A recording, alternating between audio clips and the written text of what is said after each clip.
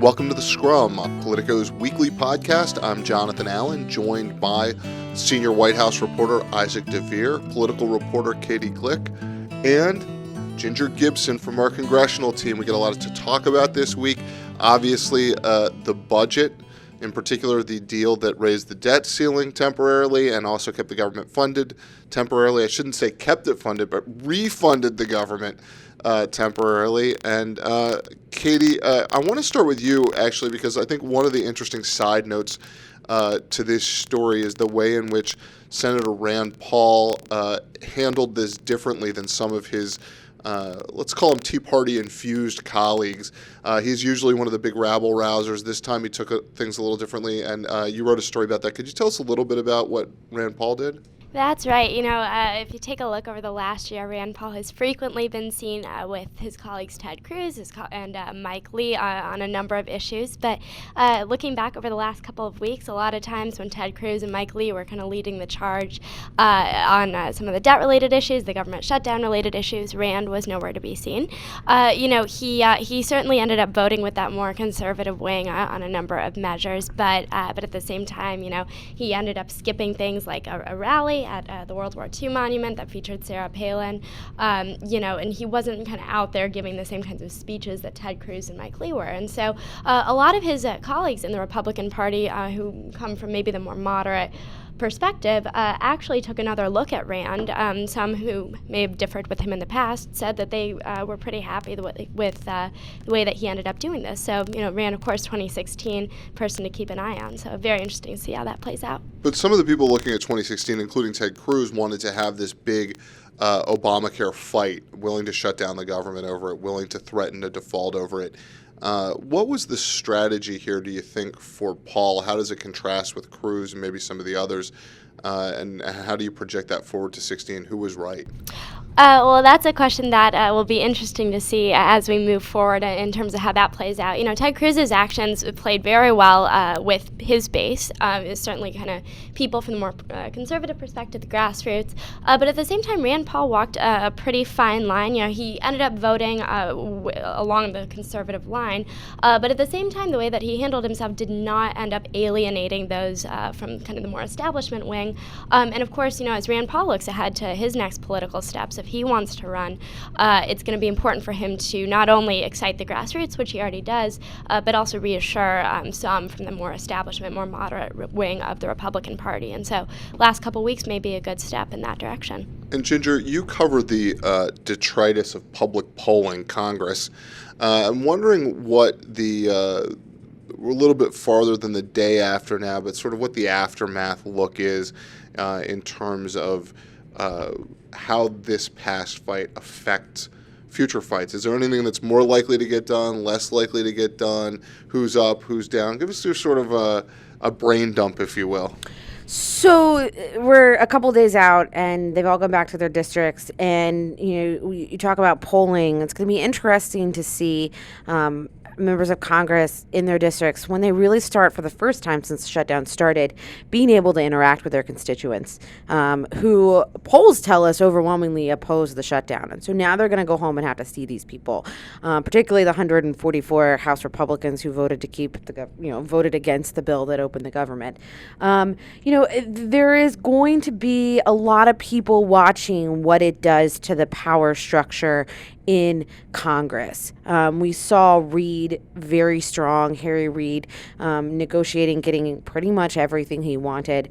Nancy Pelosi, who delivered all 198 members of her caucus to vote for this bill. And a lot of people say, well, why is that a big deal? 198, many of whom did not like the budget number that was in there, many of whom got left out of the process as it was negotiated by Harry Reid. No ownership of this whatsoever, and no harm to oppose it on the grounds that the spending levels were too low, still voted in favor of it.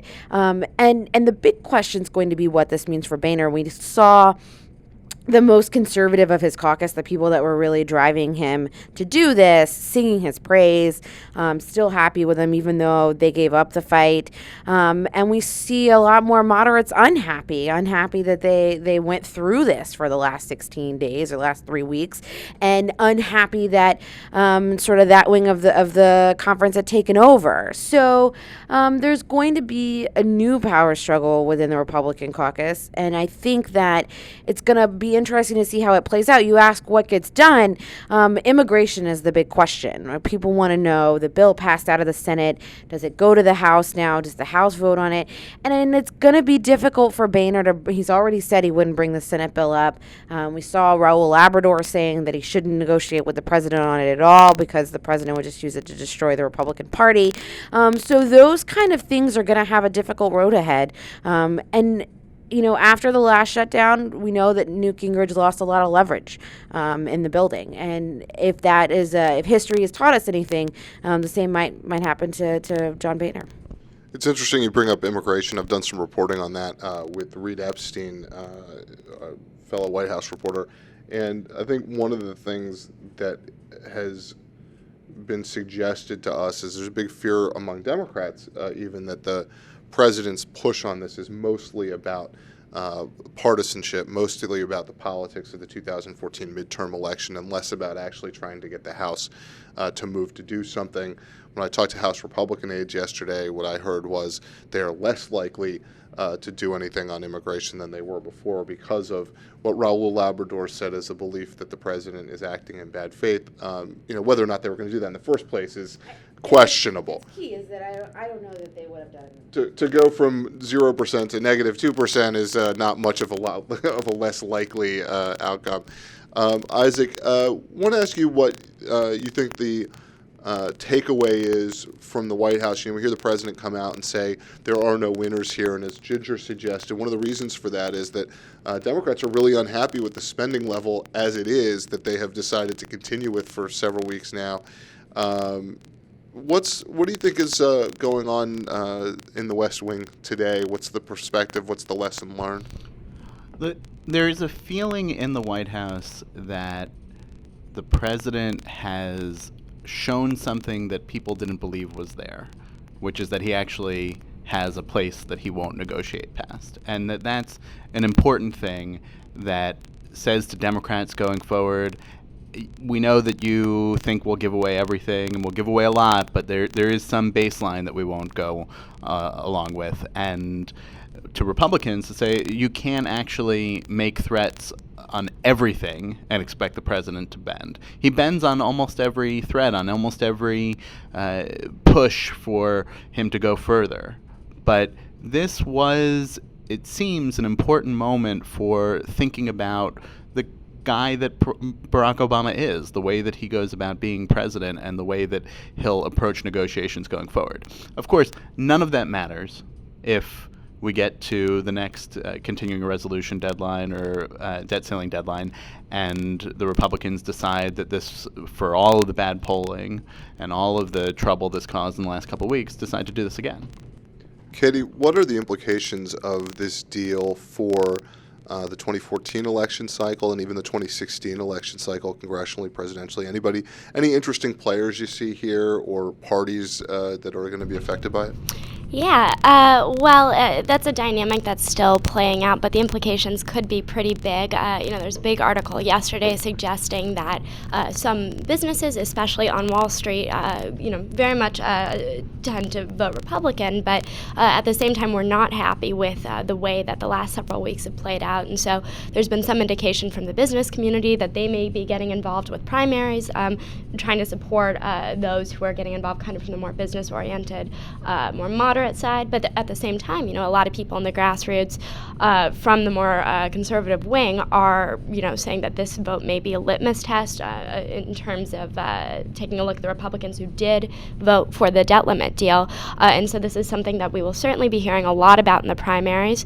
One thing that's popped up in a few places, a handful of places in House districts is, you see a few people from that business community surfacing to maybe try and mount primary challenges coming more from the center. So that's something to keep an eye on. But at the same time, we also have a number of high-profile Senate races where you see primary challenges from the right to people like Mitch McConnell, people like Lindsey Graham, and this is one more vote that we will definitely be hearing about. The reality is for those House districts, these are gerrymandered districts that are not likely to yield a competitive general election, let alone a primary race where a moderate Republican would have a real shot against a Tea Party candidate because of who turns out in a district like that in a primary.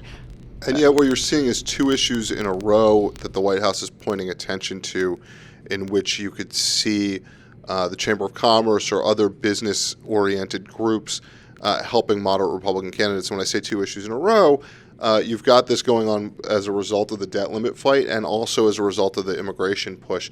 I know I had talked to a former cabinet official in the White House or in the Obama administration who was telling me that there's a view that maybe some of these moderate business groups should be getting involved in Republican primary politics. It's a view from the Obama of side. Of course, but what I'm saying is that, but that's also the truth with this debt limit fight, that the Obama people are going to be pushing that, saying, look, you can choose your Republicans. Right. Even if you're on the Republican side, you can choose your own Republicans.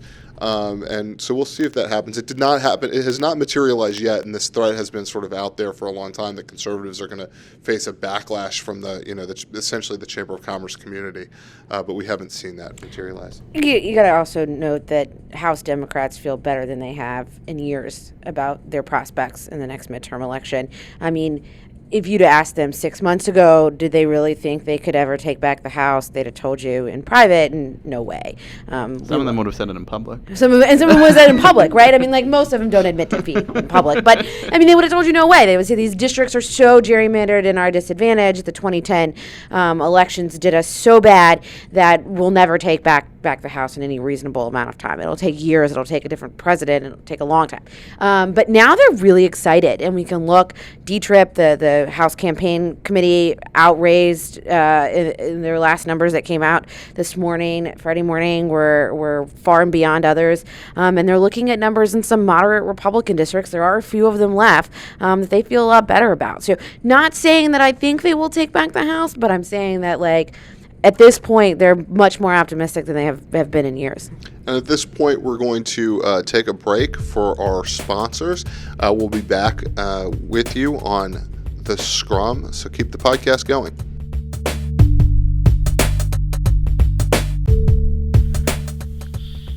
Hey folks, lots of stuff on the Politico events calendar for the coming weeks. The first is a Tuesday night Politico Huddle Happy Hour. That's at Hill Country. That's Tuesday, October 22nd at 5:30 p.m.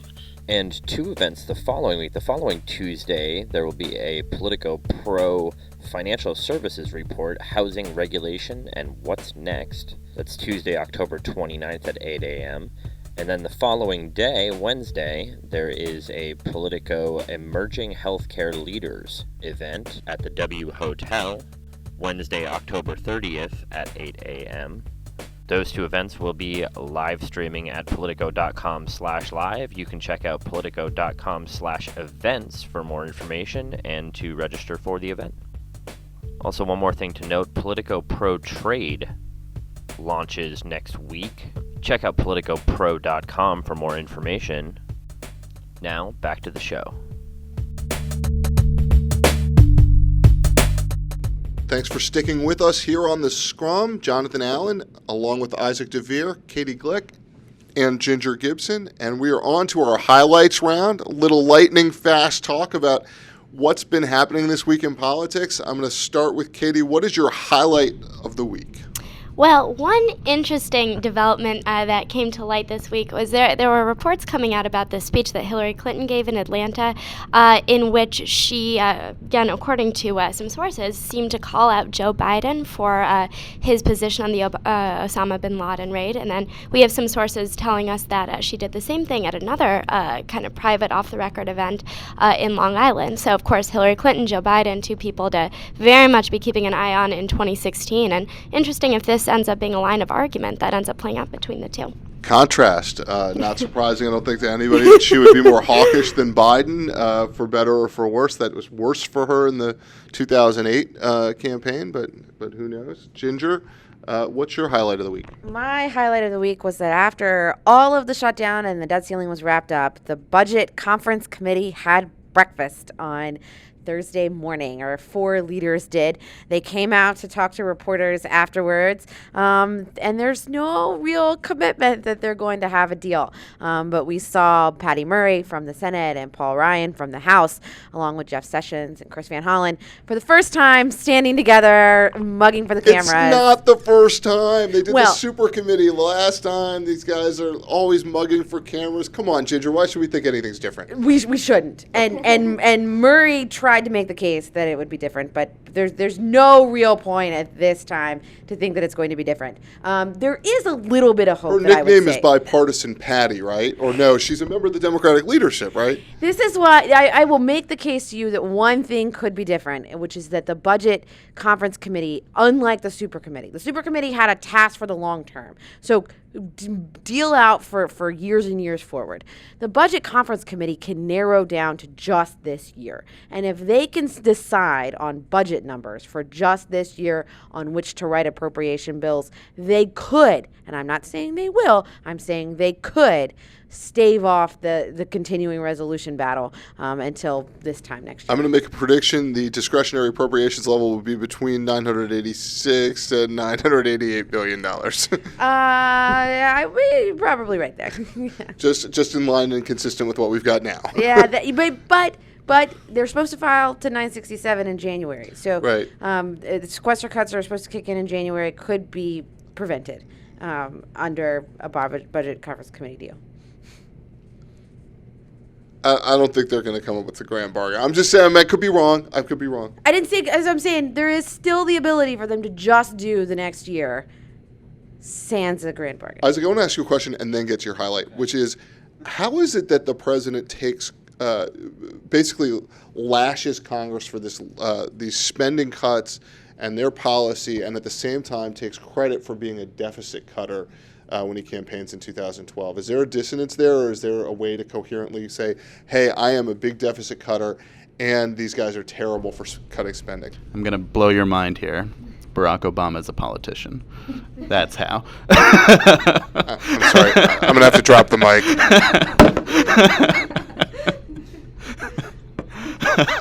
All right, so what's your highlight, Isaac? I would point to actually a moment that was captured in a story by what I think we could all agree is a Politico dream team, a quadruple byline story that's on the Politico website by John Bresnahan, Manu Raju, Jake Sherman, and Carrie Budoff-Brown, which captures when, for all of the questions that there are about the Obama-Boehner relationship, it captures this moment when Boehner was in the White House for the meeting, and Obama pulled him aside and said, "What happened here, John?" Now, that very human-to-human relationship that we forget exists, and then Boehner says, "I got overrun. That's what happened." Not Boehner saying, forget you, we're going to... He was talking about what actually happened here, what we all know actually happened, and talking about it in that frank way, in a human way, to another human being. It's, I think, really important in the midst of all this big Clash of the Titans politics stuff going on to realize that these are just two guys, really. They're President of the United States and Speaker of the House, but they're that sense of themselves and sense of the situation that they find themselves in. Very important to keep in mind as we think about what happened here and what happens going forward.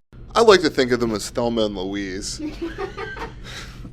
Headed toward that fiscal cliff, hair blown in the wind. Brad Pitt. Yeah, who is Brad miles. Pitt in this? Yeah, Is that Mitch McConnell or Harry Reid? No one has ever referred to either of them as Brad Pitt or anything like it. Although I think they rushed to hang out with Angelina Jolie when she's on Capitol Hill. I guess it's interesting that you point that out, because if I had a highlight, that would have been it. That quote You're a right wise there. Man, John. Yeah, well, I agree with you that's so telling, and one of the reasons it's so telling is, we all know what's going on, as you point out, and then someone says it. And in politics, there's so much effort to distort reality. And as an observer, you always think to yourself, what is going on back there? Because it really looks like this, but they're saying it's the other thing. And then it turns out it's really this, what you thought it was in the first place. And I think that's more often than not the case. Illustrative of so many things, such a wonderful story. I would urge everybody to find this story online. The Anatomy of a Shutdown. The Anatomy of a Shutdown is the title, by Jake Sherman, John Bresnahan, Manu Raju, and Carrie Budoff-Brown. And special kudos to Carrie Budoff-Brown for tying it all together. It read so smoothly. Now, we've had the highlights. Now time for the shout-outs, also known as the lowlights. Ginger.